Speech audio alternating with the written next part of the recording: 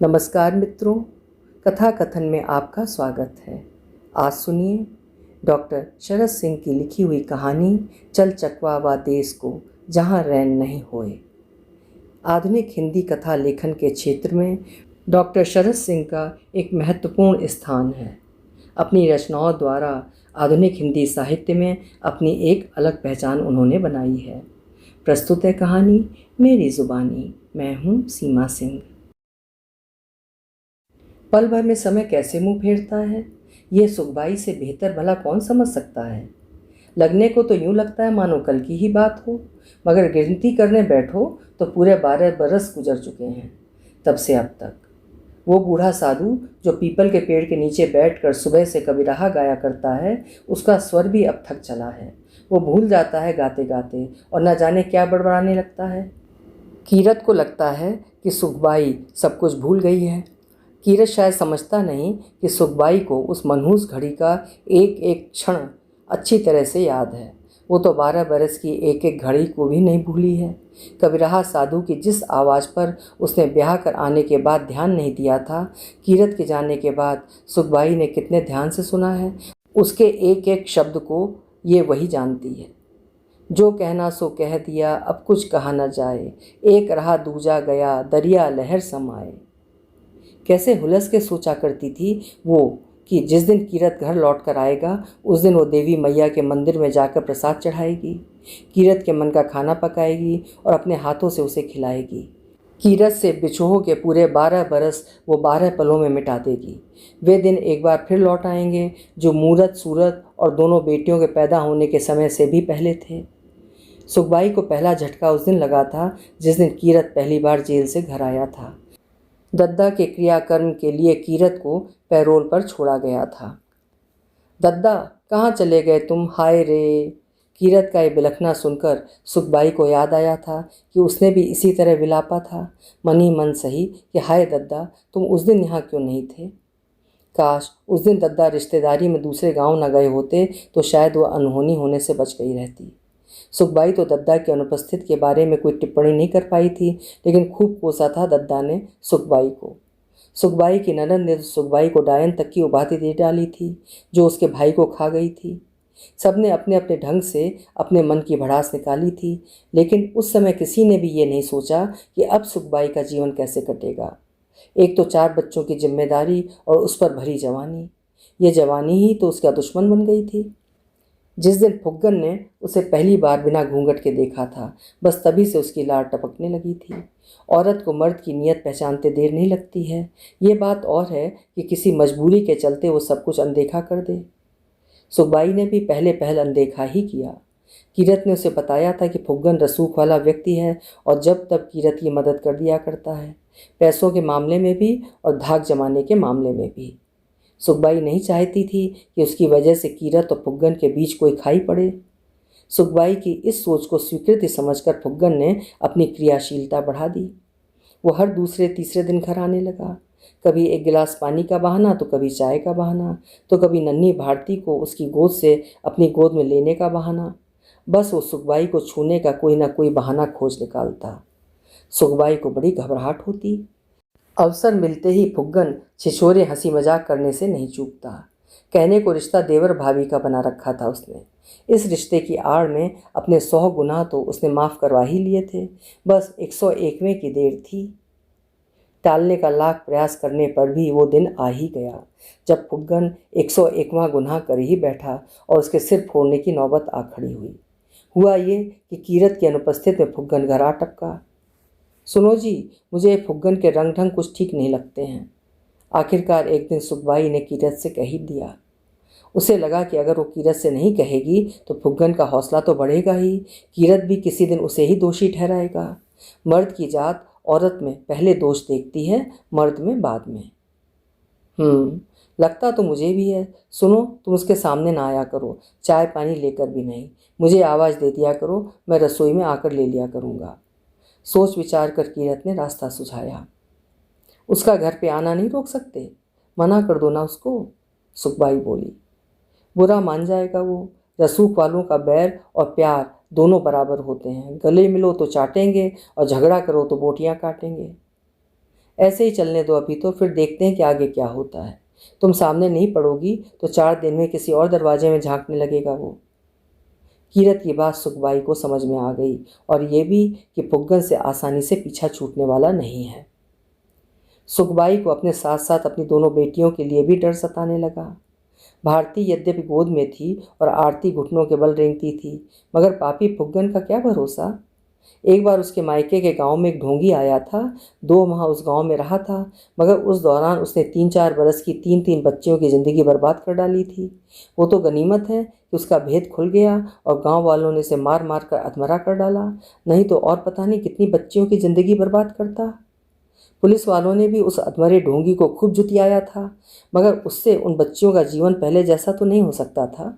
वे अपने माथे पर एक दाग लेकर बड़ी होंगी, फिर कौन करेगा उनसे शादी, कैसे बसेगा उनका घर।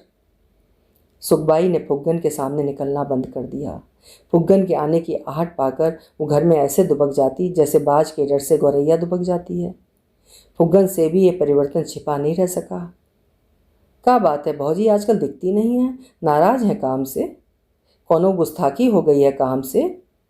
फुग्गन निर्लज की भांति कीरत से पूछने लगता। अरे नहीं, ऐसे ही कुछ काम में लगी है, कीरत टालते हुए उत्तर देता, और फिर ऊंचे स्वर में सुखबाई को आवाज़ देता। देखो तुम्हारे देवर आए हैं, चाय बन जाए तो पुकार लियो, तब तक मूरत से पानी तो भिजवा दो। यही सिलसिला चलता रहा जब तक कि फुग्गन ने कीरत की पीठ पीछे घर में पाँव नहीं रखा। वो दिन वो घड़ी सुखबाई कभी नहीं भूल सकी।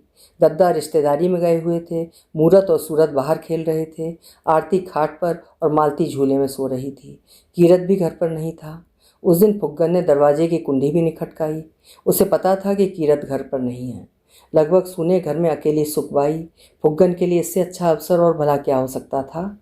सुखबाई को आहट तो मिली थी, मगर कुंडी खटकाने की आवाज़ के अभाव में। उसने समझा कि बच्चे होंगे। जब तक सुखबाई को समझ पाती तब तक फुग्गन ने पीछे से दबोच लिया। इस अप्रत्याशित आक्रमण से हड़बड़ा कर सुखबाई ऐसी छटपटाई कि पहली पकड़ के बाद ही फुग्गन के बंधन से छूट खड़ी हुई। फुग्गन ने फिर प्रयास किया। सुखबाई बिल्ली के पंजे के समान अपनी उंगलियों से फुग्गन पर प्रहार करने लगी। कुछ देर की छीना झपटी के बाद सुखबाई को समझ में आ गया कि फुग्गन उस पर भारी है। सुखबाई ने चीखना चिल्लाना शुरू कर दिया। जाने उसकी चीख में दम नहीं था या घर के आसपास कोई था ही नहीं, उसकी चीख सुनकर कोई नहीं आया। यद्यपि फुग्गन डर गया कि कहीं कोई आ ना जाए, वो भाग खड़ा हुआ। फुग्गन के जाते ही सुखबाई धम्म से वहीं ज़मीन पर बैठ गई। असमत तो उसने बचा ली थी, मगर अब साहस जवाब दे गया था। फटे कपड़ों में अपने घुटनों में सिर दिए बैठी बैठी वो आंसू बहाती रही। दद्दा से पहले कीरत आया, काश दद्दा पहले आए होते। कीरत ने सुखबाई की दशा देखी तो सकते में आ गया। क्या हुआ, ये रो क्यों रही है? कहीं दद्दा को तो कुछ नहीं हो गया? क्या बात है सुक्खू, तू रो क्यों रही है? बता ना क्या हुआ। कीरत ने घबरा कर सुखबाई को कंधे से पकड़कर झकझोर दिया। तभी उसे एहसास हुआ कि सुखबाई के कपड़े फटे हुए हैं। कौन आया था? दूसरा प्रश्न यही था कीरत का। सुखबाई के हलक से आवाज़ नहीं निकल पाई, लेकिन कीरत समझ गया और दंदनाता हुआ चल दिया फुग्गन के पास। कीरत को जेल की सज़ा होने के बाद कई रातें सुखबाई ने रो रो कर काटी। उसके आगे की कई रातें करवट बदल बदल कर काटी। उसका कोमल मन इस बात को लेकर और अधिक द्रवित होता कि जेल में कीरत की रातें कितनी कठिनाई से कट रही होंगी।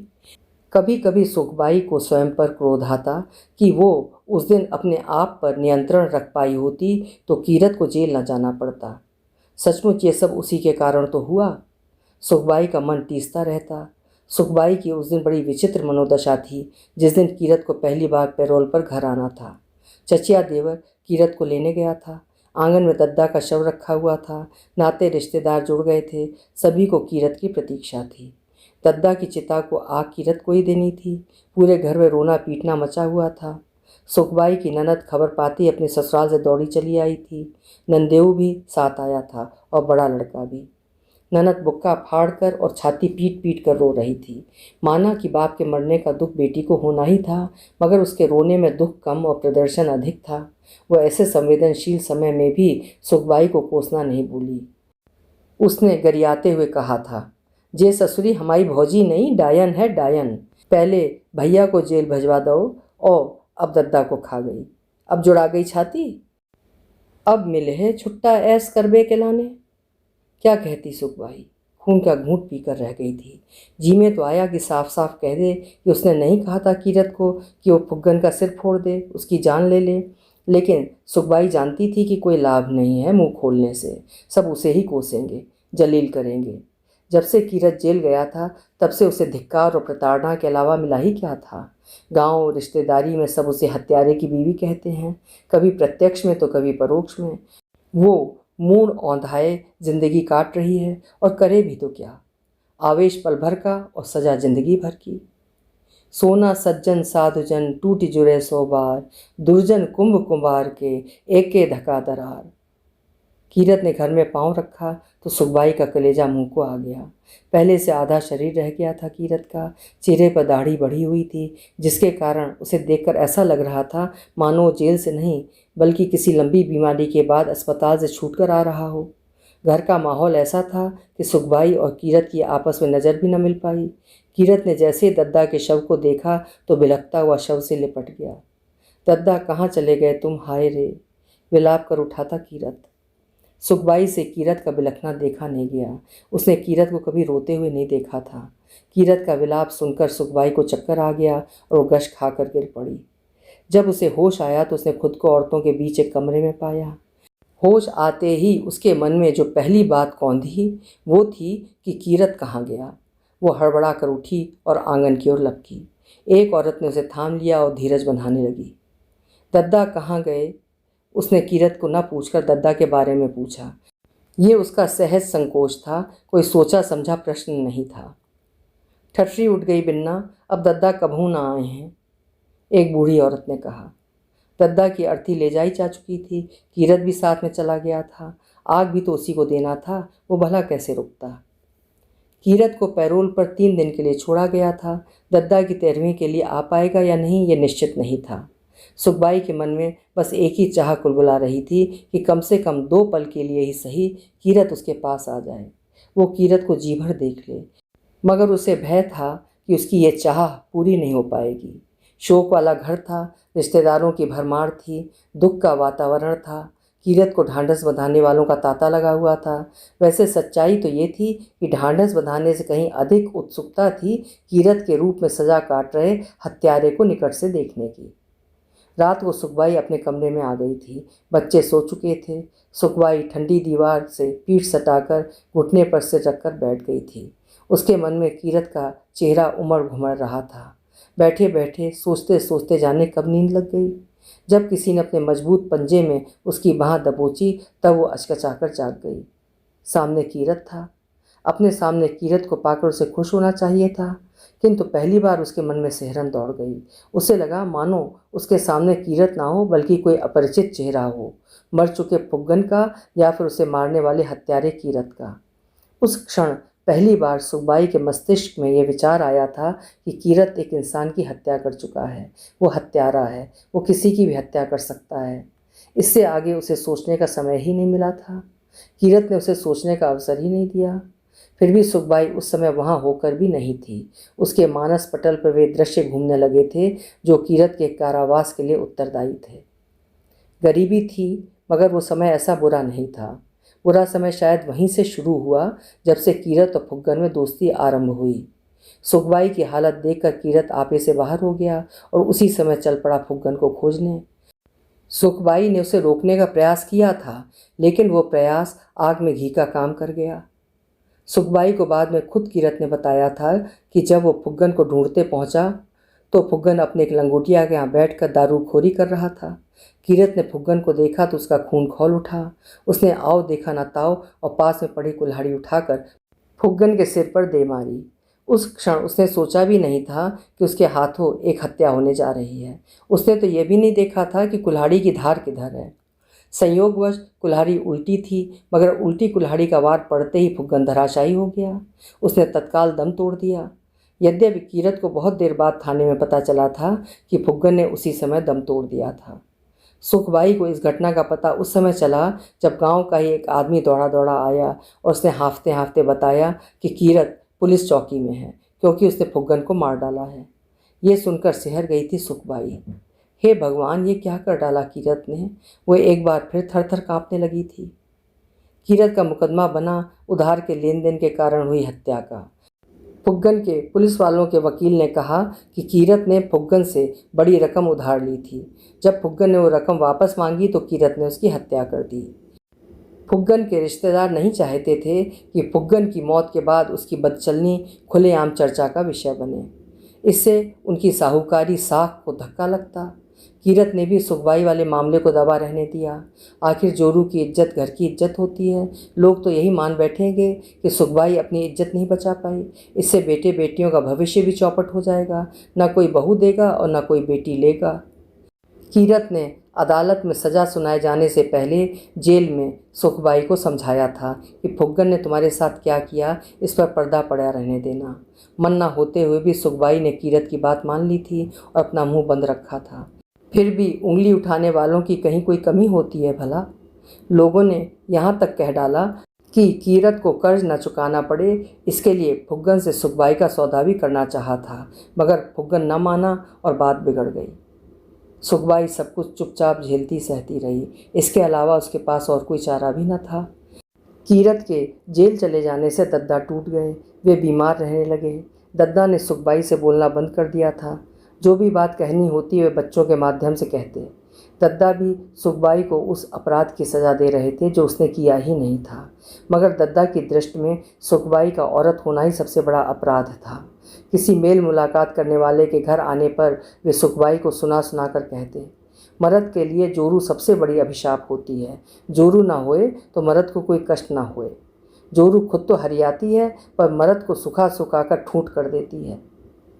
दद्दा की जले कटे उद्गार सुनकर सुखबाई का जी करता कि वो भी तमक कर पूछे कि तुम्हारी जोरू ना होती तो कीरत कहाँ से पैदा होता, और जो मैं ना होती तो तुम्हारे वंश का नाम लेवा कहाँ से आता। मगर वो चुप रहती। ये सोचकर कि इस बूढ़े बाप ने जवान बेटे को ज़िंदगी भर के लिए जेल जाते देखा है, कहीं किसी पर तो भड़ास निकालेगा ही। फिर भी इस तनाव भरे वातावरण में सुखबाई के भीतर की औरत तिल तिल के मर रही थी।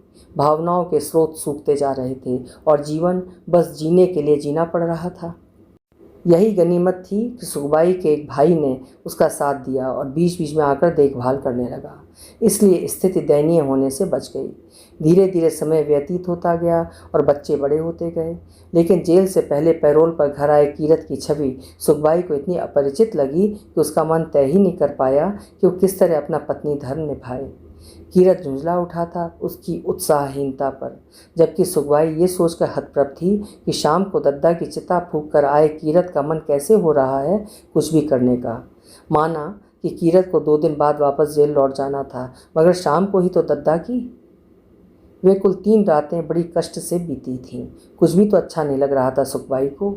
शरीर भी साथ नहीं दे रहा था। सब कुछ पत्थर हो चुका था। सारा उत्साह, सारी ललक और उत्तेजना चूल्हे की उस राख की तरह ठंडी पड़ चुकी थी जिसमें अंगारे का एक नन्हा सा टुकड़ा भी शेष न बचा हो। एकदम ठंडी राख। यही हाल रहा जब जब कीरत पैरोल पर घर आया। मुहूर्त के विवाह के समय कीरत ने अवसर पाते सुखबाई को ढेर सारा उलाहना दे डाला था। मेरे जेल जाते ही मेरी तरफ से मन फेर लिया ना सुक्खू। तुम औरत जात ऐसी ही होती हो। तुम्हें तो रोज़ रोज़ मिलने वाले मर्द चाहिए ना, है ना? कीरत ने जले भुने स्वर में कहा था। राम राम, कैसी बातें करते हो, लाज नहीं आती? जब से तुम जेल में जाके बैठे हो मेरा तो मन ही मर गया है। अब तो जी ही नहीं करता है, अकुलाकर बोली थी सुखबाई। मुझे देखकर भी, अपने पास पाकर भी? तनिक नरम पड़ा था कीरत। हाँ, स्वीकार करते ही सुखबाई ने इतना और जोड़ दिया था, मगर तुम जो चाहो करो, मुझे मना नहीं है। वो कहना तो ये चाहती थी कि तुम आते हो तो किसी साहूकार की तरह अपना अधिकार वसूलते हो और फिर महीनों के लिए अकेली छोड़कर चले जाते हो। भूख प्यास तो तुम्हारे जाने के बाद भी लगती है। कैसे जीती हूँ मैं, ये भी तो सोचो। उसके बाद ना तो कीरत ने उससे कुछ कहा सुना और ना सुखबाई ने। बड़े हो चले बच्चे सुखबाई को उपेक्षा का शिकार बनाने लगे। उन्हें भी लगने लगा कि जीवन की इस गड़बड़ में अगर बाप दोषी है तो माँ भी दोषी है। सज़ा उसे भी मिलनी चाहिए थी। इससे तो अच्छा था कि तुम भी जेल जा बैठती, कम से कम कहने को तो रहता कि हम अनाथ हैं। किसी बात पर भड़क कर सूरत ने उसे ताना मारा था। हमारे पीछे तो कोई नहीं आता है, तुम्हारे पीछे फुग्गन क्यों पड़ा था? बेटी आरती ने अपनी सच्चरित्रता स्थापित करते हुए सुखबाई पर कीचड़ उछाल दिया था। जेल से छूटे उसे 2 सप्ताह हो चले हैं, मगर इन कुल 14 दिनों में उसके और सुखबाई के संबंधों में वो जीवंतता नहीं आ सकी जैसी कि उसके जेल जाने से पहले हुआ करती थी। शायद उम्र बढ़ चली है? नहीं, सुखबाई को कीरत के निकट जाने में भी हिचक होती। यदि पत्नी धर्म निभाना उसकी व्यवस्था न होती तो वो कीरत से कह ही देती, चलो हम दोनों भाई बहन की तरह रहें, हमारे बीच पति पत्नी जैसा कुछ भी न रहे। मगर ये कह पाना संभव नहीं था, जबकि उतना ही दुरूह था अपने भीतर पहले जैसी कलकल करती नदी को ढूंढ पाना। पहली रात, दूसरी रात, तीसरी रात, बस कीरत के धैर्य का बांध टूट गया। उसने सुखबाई से कह ही दिया, ऐसा लगता है कि तुम बदल गई हो, मुझसे घिन आती है तुम्हें? नहीं तो, सुखबाई ने सिर झुकाकर कहा। तो फिर? कीरत ने पूछा। फिर क्या? नासमझ की तरह बोली थी सुखबाई। तुम हमसे दूर दूर काहे भागती हो? झुंझलाकर बोला था कीरत। तुम यही सोचती हो ना कि एक हत्यारे के साथ कैसे रहा जाए? नहीं नहीं, कैसी बातें करते हो, वो तो अब मन नहीं करता। बहुत साल गुजर गए ना, अब हम नाती पोते वाले हो चुके हैं, बहू बातें बनाएगी, पराए घर की लड़की है, सुखबाई ने झिझकते हुए कहा था। सुखबाई का कथन कुछ प्रतिशत सच था, लेकिन उससे बड़ा सच था कि अब सुखबाई को संसर्ग में रुचि ही नहीं रह गई थी। संसर्ग के मामले में 12 बरस का लगभग बैरागी जीवन बिताने के बाद तन मन की सूखी बेल भला कैसे हरिया पाती। सुखबाई की बात सुनकर कीरत को बड़ी ठेस पहुंची थी। उसके लिए तो मानो उसके घर का समय 12 साल से जहाँ का तहाँ ठहरा हुआ था, मगर नहीं। सुखबाई ने उसे याद दिला दिया कि समय बहुत दूर निकल चुका है, बीती हुई उम्र लौटकर नहीं आएगी, स्रोत सूख चुके हैं, मौसम हमेशा के लिए बदल चुका है, अब नदी ताल फिर कभी नहीं भरेंगे। संकेत में ही सही, लेकिन सुखबाई ने जता दिया था कि अब तो शेष जीवन सूखा और बंजर ही झेलना है। उफ, ये सज़ा भी उसके हिस्से में लिखी हुई थी। कीरत फपक फपक कर रोता रहा था। तुमने हमें जेल में ही क्यों नहीं बताया कि हम बुढ़ा गए हैं? हम अपनी रिहाई ठुकरा देते और कह देते कि हमें जेल में ही रहना है, कलपते हुए बोल उठा था कीरत। सुखबाई उसका रोना देखकर रुआसी हो उठी थी। सज़ा वो भी तो भोग रही थी। एक दूसरे के प्रति पछतावे और सहानुभूति के बाद भी संबंधों में ठंडक बनी रही। सुखबाई ने एक बात और भी ध्यान दी थी कि जेल से लौटने के बाद कीरत बड़ी बड़ी बातें करने लगा था, कुछ कुछ संतों महात्माओं जैसी। वैसे कीरत ने बताया था कि कीरत को यह ज्ञान राम सिंह लोधी ने दिया था। राम सिंह लोधी कीरत के समान जेल में सजा काट रहा था। सब उसे लोधी दादा कहकर पुकारते थे। वो ऐसे ही ज्ञान ध्यान की बातें करता था, जबकि लोधी दादा को पता था कि वो खुद कभी जेल से आज़ाद नहीं हो पाएगा। उसे कोई बीमारी लग चुकी थी। कौन सी बीमारी, ये कोई नहीं जानता था। वो एक मामूली तबके का अपराधी था, कीरत के समान। वो ना तो राजनीति से जुड़ा हुआ था और ना किसी बड़े अपराधी दल से। उसकी खैर खबर लेने वाला कोई नहीं था। उसे तो एड़ियाँ रगड़ते हुए जेल में ही दम तोड़ना था। कीरत उसके लिए चाह कर भी कुछ नहीं कर सकता था। वो खुद ही लाचार था। क्या नहीं सहा कीरत ने जेल में। उसने सिपाहियों की गालियाँ सुनी, बिना बात के उनसे लात जूते खाए, दादा टाइप कैदियों के लिए गुलाम जैसे काम किए, यहाँ तक कि उसने उनकी देह पिपासा शांत करने के लिए औरत की भूमिका भी निभाई। अपने पौरुष के विरुद्ध जब उसने पहली बार ये पीड़ा झेली तो उसके मन ने उससे देर तक पूछा था कि क्या ये सज़ा भी उसके आजन्म कारावास की सज़ा में शामिल है। सज़ा का कागज़ लिखते समय क्या इसे भी जज साहब ने उसके नाम दर्ज कर दिया था?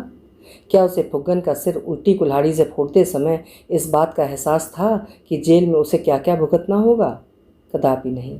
लेकिन अगर उसे इन सब सजाओं का जरा सा भी एहसास होता तो क्या वो फुग्गन का सिर नहीं फोड़ता? जरूर फोड़ता।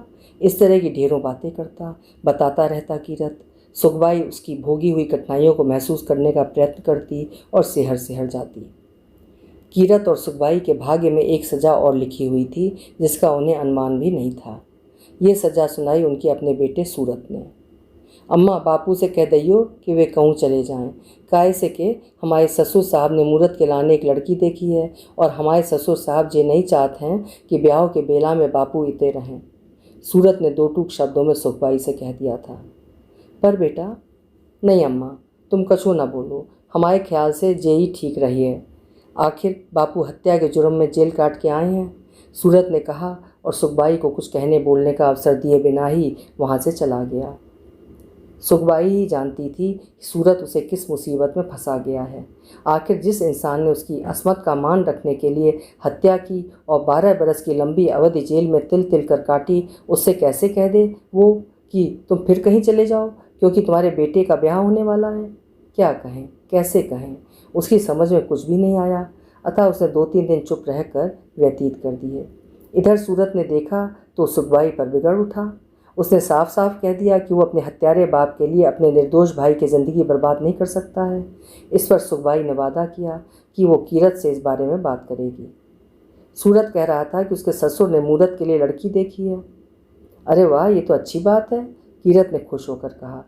मगर लड़की वाले ब्याह में हिचक रहे हैं। क्यों? वे सोचते हैं कि तुम अब घर में ही रहोगे तो। इसके आगे सुखबाई ने बात अधूरी छोड़ दी। पूरा कहने को कुछ था भी नहीं। बिना कहे भी कीरत बात समझ गया। लड़की वाले भला उस घर में अपनी बेटी को भेजने में हिचकेंगे ही जहाँ एक हत्यारा रह रहा हो। कुछ देर चुप रहा कीरत। सुखबाई भी चुप रही। वो कीरत के उत्तर की प्रतीक्षा करती रही।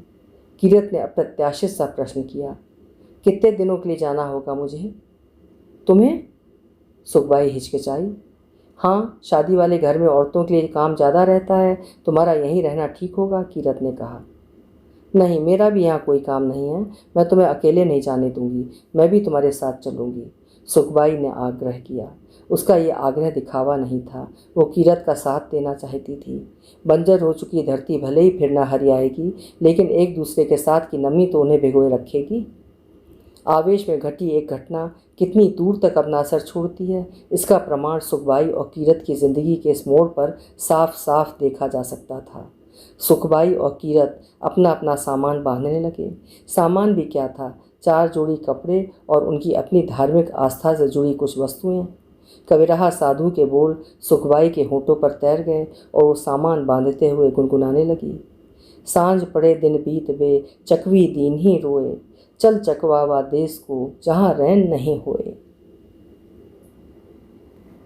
अभी आप सुन रहे थे डॉक्टर शरद सिंह की लिखी हुई एक हृदय स्पर्शी कहानी, चल चकवावा देश को जहाँ रैन नहीं होए। उम्मीद है कहानी आपको ज़रूर पसंद आई होगी। अपने विचार कमेंट सेक्शन में ज़रूर लिखिएगा। कल फिर मिलेंगे। आपका समय शुभ हो।